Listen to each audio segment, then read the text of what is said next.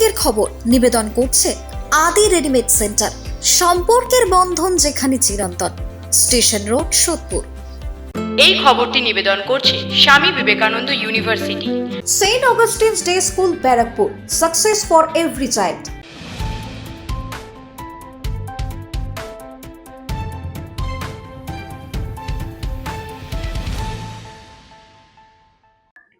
নমস্কার, আপনারা দেখছেন নিউজ বঙ্গ টাইম। 7টায় বঙ্গের খবর নিয়ে আপনাদের সাথে আমি শ্রেয়া।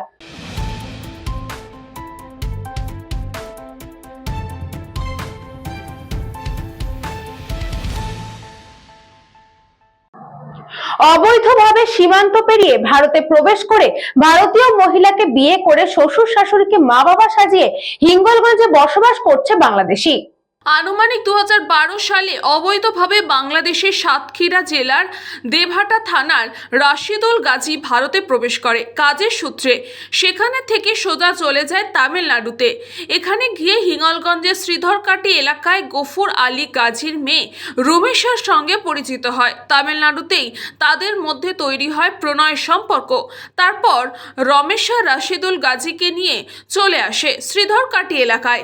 সেখানে আনার পর তাদের মধ্যে বিয়েও হয়। বিয়ের কিছুদিন পর রশিদুলের নাম পরিবর্তন করা হয়, তার নাম রাখা হয় আব্দুল গাজী। শ্বশুর গফুর আলী গাজীকে বাবা সাজিয়ে শ্রীধরকাটি এলাকায় পশ্চিম পাড়ায় 208 নম্বর বুথে ভোটার কার্ড বানিয়েও ফেলেন তিনি। তৎকালীন সিপিআইএম নেতাদের হাত ধরে এই ভোটার কার্ড বানিয়ে ফেলে বলে দাবি বাংলাদেশি আব্দুল গাজীর বিরুদ্ধে।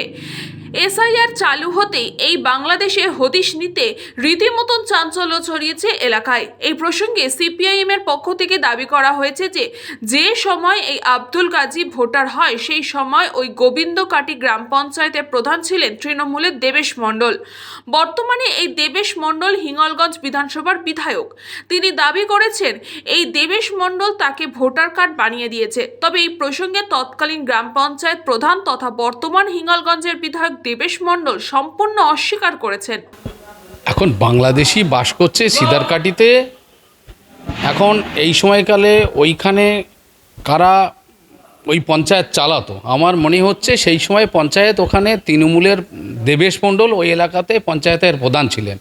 এখন তার আমলে যদি প্রধান থাকাকালীন কেউ যদি বাংলাদেশি অবৈধভাবে ভোটার হয়, তাহলে সেই এলাকার পঞ্চায়েত মেম্বার বা সেই প্রধান তিনি কৈফিয়ত দেবেন সে বিষয়ে, কি করে প্রবেশ করলেন আর কি করে ভোটার হলেন। এটা তো আমাদের পক্ষে বলা সম্ভব না এই সময়কালে। পঞ্চায়েতের প্রধান ব্যতি রেখে, পঞ্চায়েত মেম্বার ব্যতি রেখে এই ধরনের ঘটনা কখনোই কোনো মতে কেউ এটা করতে পারে না। অর্থাৎ তাদের দাবিটা আমি নস্যাৎ করছি। তারাই বিষয়টা করেছেন, সিপিএমের গাড়ে দোষ চাপিয়ে দিচ্ছেন। সিপিএমের এমনিতে একটু কাণ্ডজ্ঞান কম। প্রথম কথা হচ্ছে ভোটার তৈরি করে নির্বাচন কমিশনার। আমলে যে সিপিএমের আমল তৃণমূলের আমলে বলে কথা নয়। আদতে ভোটারের কাজ হচ্ছে নির্বাচন কমিশনের দায়িত্ব। তারাই ভোটার তৈরি করে, আর যিনি ভোটার হন তার ডকুমেন্ট সাবমিট করতে হয়। এখানে প্রধানের বলেন, রাজনৈতিক লিডারদের বলেন, এমএলএদের বলেন, কোনো ভূমিকা নেই। সুতরাং সে সিপিএম রাজনীতি করে, তার তো কিছু পাঠ শিখতে হবে। রাজনীতি করলে শুধু কথাবার্তা বলে অন্যের ঘাড়ে দোষ চাপিয়ে দিলে তো হবে না।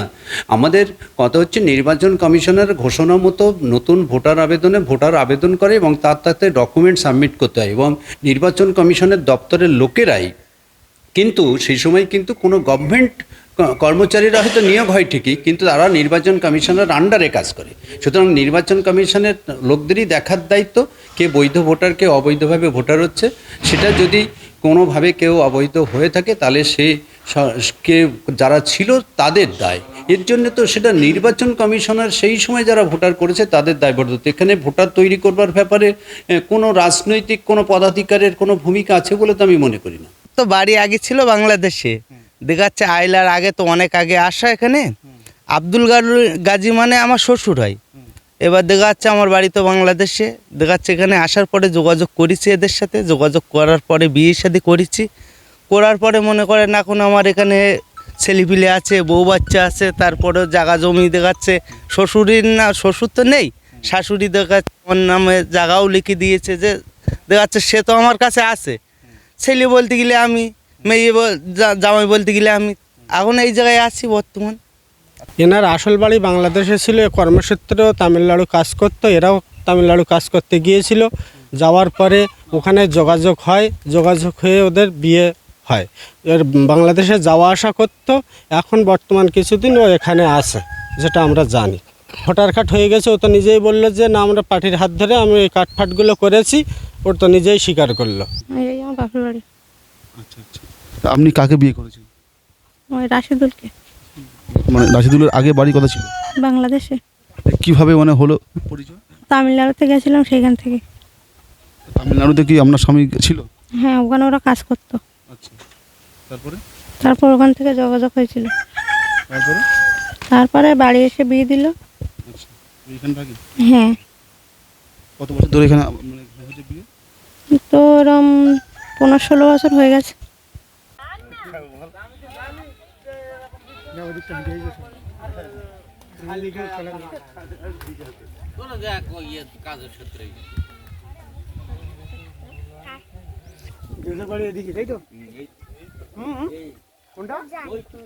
হিঙ্গলগঞ্জ থেকে সুকান্ত দাসের রিপোর্ট, নিউজ বঙ্গ টাইম।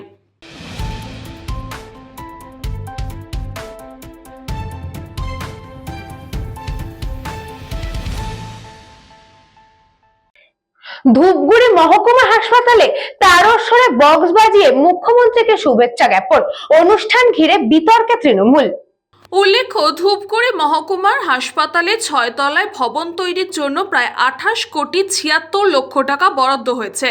19শে মে ভার্চুয়ালি মুখ্যমন্ত্রী মমতা বন্দ্যোপাধ্যায় মহকুমার হাসপাতালে 6 তলা ভবনের কাজে শিলান্যাস করেন। সেই কাজ শুরু হওয়ার খুশিতে এদিন মুখ্যমন্ত্রী শুভেচ্ছা জ্ঞাপন অনুষ্ঠান করা হয়। মঞ্চে উপস্থিত ছিলেন তৃণমূলের বিধায়ক নির্মল চন্দ্র রায়, তৃণমূলের আইএনটিটিউসির ব্লক সভাপতি আলম রহমান, তৃণমূলের গ্রামীণ ব্লক সভাপতি Malay Roy, Dhupguri town block Trinamool core কমিটির সদস্য অনিতা সিংহ রায় সহ অন্যান্যরা। বিরোধী দলের অভিযোগ, হাসপাতালে সংবেদনশীল ওয়ার্ডের পাশে উচ্চস্বরে মাইক বাজানো অনুচিত, আর তাই করা হয়েছে হাসপাতালে। ধূপগুড়ি ব্লক স্বাস্থ্য আধিকারিক অঙ্কুর চক্রবর্তী জানিয়েছেন, হাসপাতাল চত্বরে অনুষ্ঠান করার বিষয়ে আমার কাছে কোনো লিখিত অনুমতি দেওয়া হয়নি। মৌখিকভাবে জানানো হয়েছিল এই অনুষ্ঠান করা হবে, তবে মাইক বাজানোর বিষয়টি আমার জানা নেই। অন্যদিকে তৃণমূল বিধায়ক নির্মল চন্দ্র রায় বলেন, কোনো উচ্চস্বরে মাইক বাজানোই হয়নি। ধূপগুড়ির নাগরিক সমাজ এই অনুষ্ঠানে আয়োজন করেছিলেন, আর হাসপাতালে মাইক বাজানো যায় না এই বিষয়ে আমরা প্রত্যেকেই অবগত। আমাদের ধূপগুড়ি মহকুমা হাসপাতালের একটা ঘোষণা হয়েছিল এবং তদ অনুসারে সেটা আমাদের একটা গ্র্যান্ট আসে স্বাস্থ্য দপ্তর থেকে মহকুমা হাসপাতাল বা G+5 বিল্ডিংয়ের জন্য প্রায় 29 কোটি টাকার একটু বেশি, এবং তদ অনুসারে আমাদের মাননীয় মুখ্যমন্ত্রী গত সেপ্টেম্বর মাসে তিনি এই মহকুমা হাসপাতালের যে বিল্ডিং তার তিনি শিলান্যাস করার পরে নির্মাণ সংস্থা পেয়েছিল কাজ, তারা আজকে সেই বিল্ডিংয়ের তারা কী যেন বলে নির্মাণ কার্যের তারা সূচনা করেছে। তারাই আর কি একটা সুযোগ নিয়ে আমরা বলতে আমরা ধূপগুড়িবাসী আর কি যারা আমরা আছি, আমরা মুখ্যমন্ত্রীকে এই গ্র্যান্টের জন্য এবং এই যে বিল্ডিংয়ের যে শুভ সূচনা যে মানে শেষ পর্যন্ত সেটা ইমপ্লিমেন্ট হচ্ছে আর কি, তার জন্য একটা ধন্যবাদ সূচক আর কি বা জ্ঞাপন একটা অনুষ্ঠানে আমরা অংশ নিলাম, সবাই মিলে তাকে ধন্যবাদ জানাবো। মাইক আমরা কিন্তু একেবারে ইয়েতে করেছি, যতটা লো করা যায় একেবারে খুব লো করেছি আর কি। হ্যাঁ, ঠিক আছে। তো আমরা যাতে একটা ডেসিমেলের একটা ব্যাপার থাকে সেটা যাতে মেনটেন করা যায় আমরা একেবারে খুব লো করেছি আর কি। হ্যাঁ, ঠিক আছে। তো আমরা যাতে একটা ডেসিমেলের একটা ব্যাপার থাকে সেটা যাতে মেনটেন করা যায়, তাহলে মানে অথরিটি এসে আমাদের বাধা দিত। আমরা যখন অনুষ্ঠান করেছি তখন তো আর কেউ এসে বলেনি যে এটা করা যাবে না, করলে আমরা বন্ধ করে দিতাম। কিন্তু কথা হলো যে শিলান্যাস করলেই যে একটা কাজ শুরু হলো তা নয়। আমরা বিগত সরকারের আমলে দেখেছিলাম এবং আমার সাংবাদিক বন্ধুরা অনেক কাজ হয়ে গেছে এবং বাকি রয়েছে। আমরা যারা কাঠামো উন্নয়নের ক্ষেত্রে পূর্ণতা লাভ করতে চলে মহকুমার নাগরিকরা আরো উন্নত করতে রাজ্যের মাননীয় মুখ্যমন্ত্রী আমার তরফ থেকে অনেক ধন্যবাদ জানাই। খাদিমুল ইসলামের রিপোর্ট, নিউজ বঙ্গ টাইম।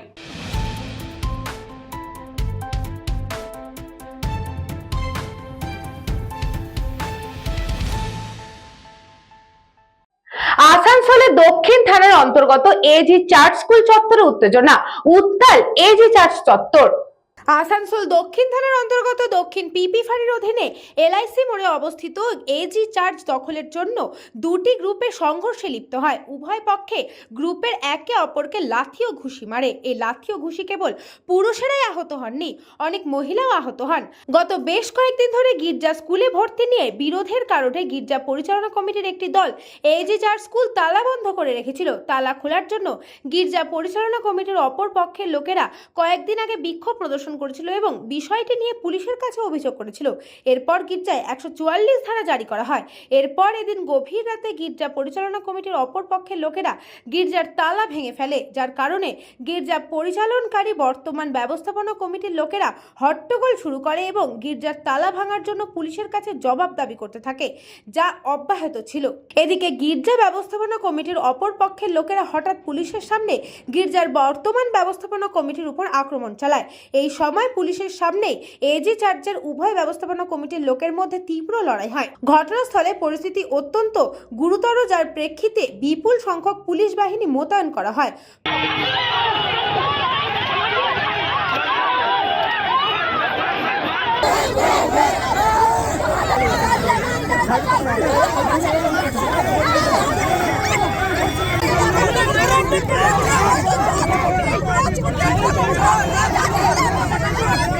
यहाँ पे जो खड़ा हुआ है ना, यहाँ पे सारे लोग यहाँ पे आए हैं बना बनाया खाना खाने और कुछ नहीं।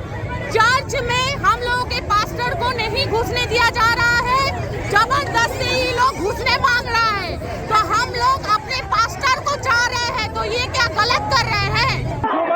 আঞ্চুমান ওদের দলের আমাদের সব লেডিস গুলোর উপরে চড়ে আসছে, লেডিসদেরকে ধাক্কা ধাক্কি দিচ্ছে, লেডিসদেরকে মারপিট করছে। দেখুন গাড়ি এখানে উল্টে আছে ধাক্কা ধাক্কিতে।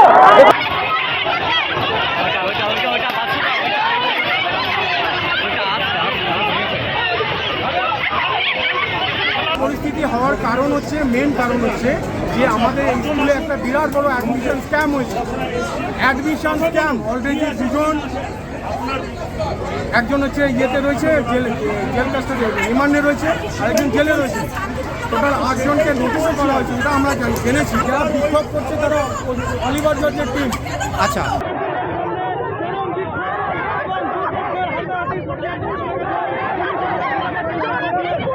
ব্যুরো রিপোর্ট, নিউজ বঙ্গ টাইম।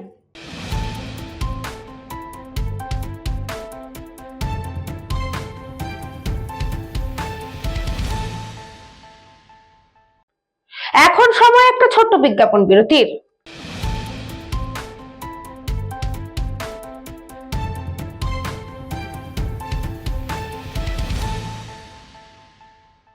এই খবরটি নিবেদন করছে স্বামী বিবেকানন্দ ইউনিভার্সিটি, আপনার সন্তানের স্বপ্নের ভবিষ্যৎ গড়ে তোলার একমাত্র সঠিক ঠিকানা।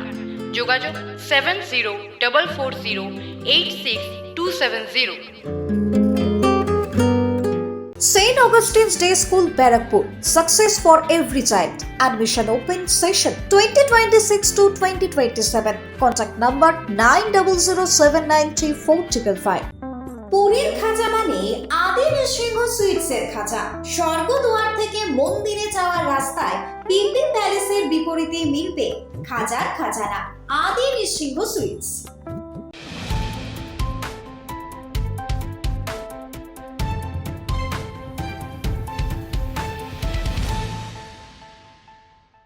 ফিরে এলাম বিরতির পর, চোখ রাখবো পরবর্তী খবরে।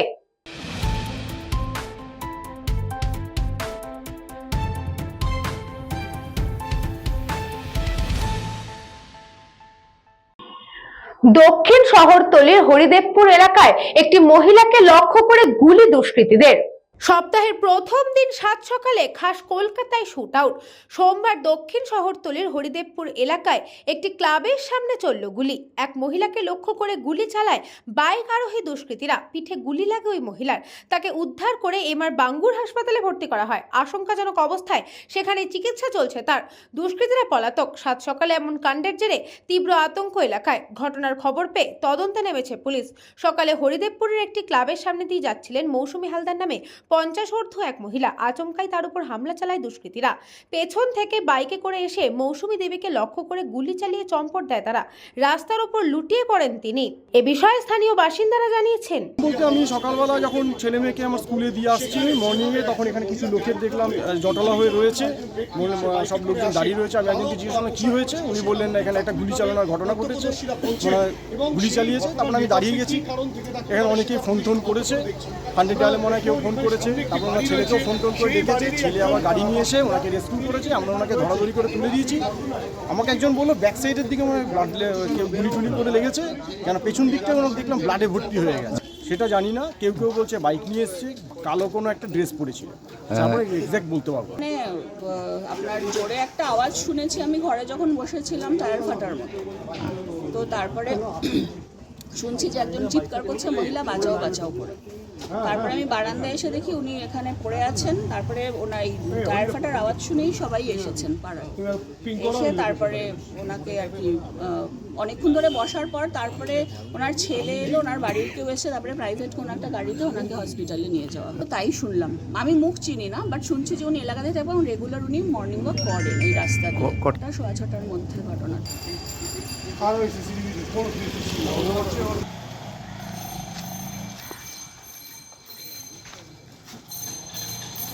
ব্যুরো রিপোর্ট, নিউজ বঙ্গ টাইম।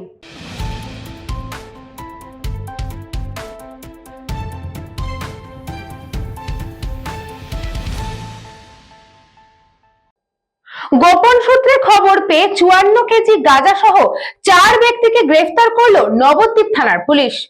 গোপন সূত্রে খবর পেয়ে এদিন নবদ্বীপ ধাম স্টেশন সংলগ্ন এলাকায় তল্লাশি শুরু করে পুলিশ।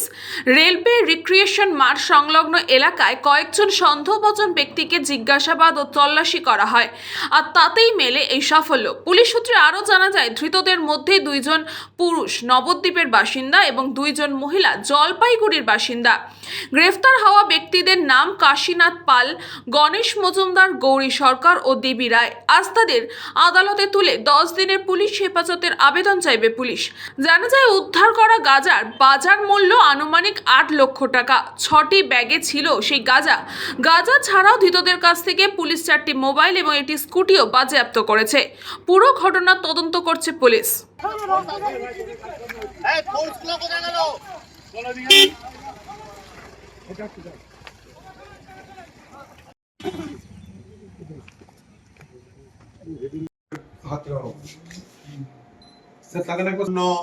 ঐতিহ্যমণ্ডিত রাস উৎসব, এই রাস উৎসবে আমরা ভীষণভাবে টহলদারি করছি এবং আমাদের পুলিশ প্রচণ্ড সজাগ। তার প্রমাণস্বরূপ গোপন সূত্রে খবর পেয়ে আজকে ভোরের দিকে আমরা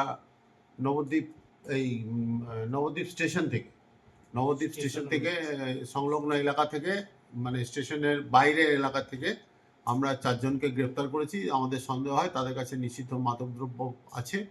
তারপর তাদের খানা তল্লাশি করে আমরা নির্দিষ্ট টেস্টের মাধ্যমে বুঝতে পারি যে এগুলো একটি গাঁজা এবং তাদের কাছে কোনো কাগজপত্র নেই।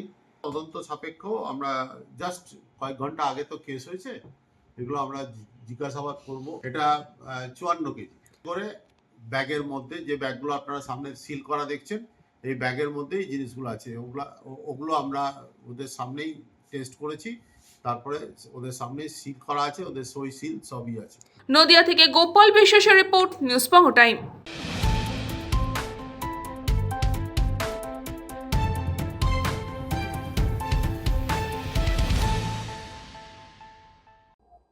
মালদার বামনগোলায় বিজেপির তরফে আনুষ্ঠানিকভাবে খোলা হলো সিএএ ক্যাম্প।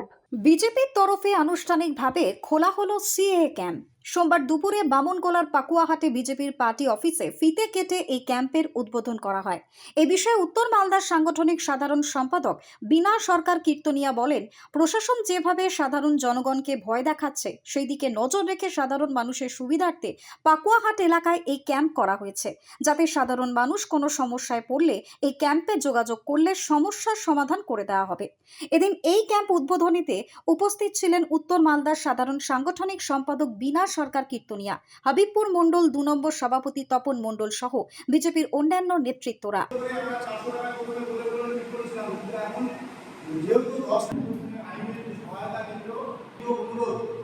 যে আপনারা নিজ নিজ বুথে নাম দিয়ে করুন, আমার বাবার নাম আছে, তাহলে আর আমার भारत माता की जय, भारत माता की जय, भारत माता की আজকে আমাদের এখানে সিএ ক্যাম্প উদ্বোধন করা হলো ওই উত্তর মালদা জেলার সাংগঠনিকভাবে পাকুয়া পার্টি অফিসে করা হলো। উত্তর মালদার যারা যারা সমস্যায় পড়বেন তারা সবাই এখানে আসতে পারবে। এখানে সুবিধা মানে আমরা দেখতে পাচ্ছি যে প্রশাসন অবিরত মানুষকে, সাধারণ জনগণকে ভয় দেখিয়েই যাচ্ছে যে নাম কেটে দেবে, এগুলো ফালতু কথা। সিটিজেনশিপ অ্যামেন্ডমেন্ট অ্যাক্ট মানুষকে নাগরিকত্ব দেবে, কারো নাগরিকত্ব কেড়ে নেবে না। এই নাগরিকত্ব যাতে সবাই পায়, কারোর জন্য কোনো সমস্যা না হয়, এই কারণে এইখানে আজকে এই ক্যাম্প খোলা হলো। মালদা থেকে অশ্বিনী গুপ্তার রিপোর্ট, নিউজ বঙ্গ টাইম।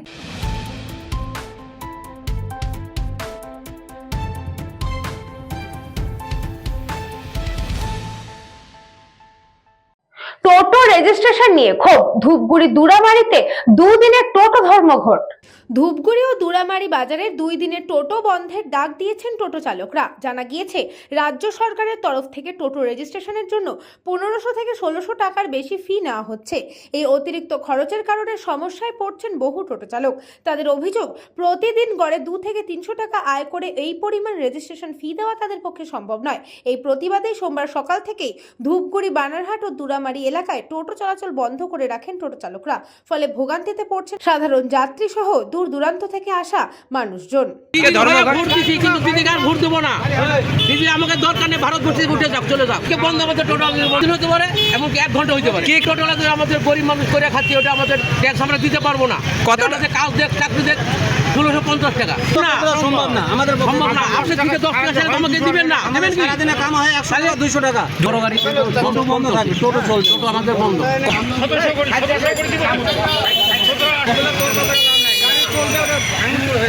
সমস্যা তো ভালো, এমনি টোটোতে ইনকাম নাই, কিভাবে আবার বেশি করবো, বন্ধ।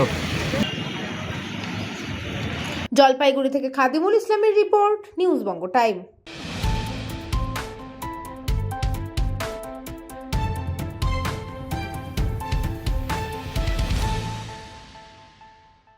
সাতটায় বঙ্গের খবর আজকে এই পর্যন্তই। দেখতে থাকুন নিউজ বঙ্গ টাইম।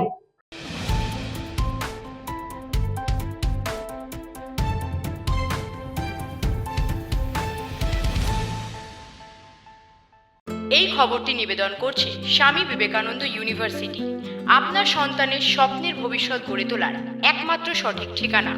যোগাযোগ 7044086270। St. Augustine's Day School, Barakpur. Success for every child. Admission open session 2026 to 2027. Contact number 9007934555. পুরীর খাজা মানে আদি নৃসিংহ সুইটসের খাজা। স্বর্গদুয়ার থেকে মন্দিরে যাওয়ার রাস্তায় পিপি প্যালেসের বিপরীতে মিলবে খাজার খাজানা, আদি নৃসিংহ সুইটস।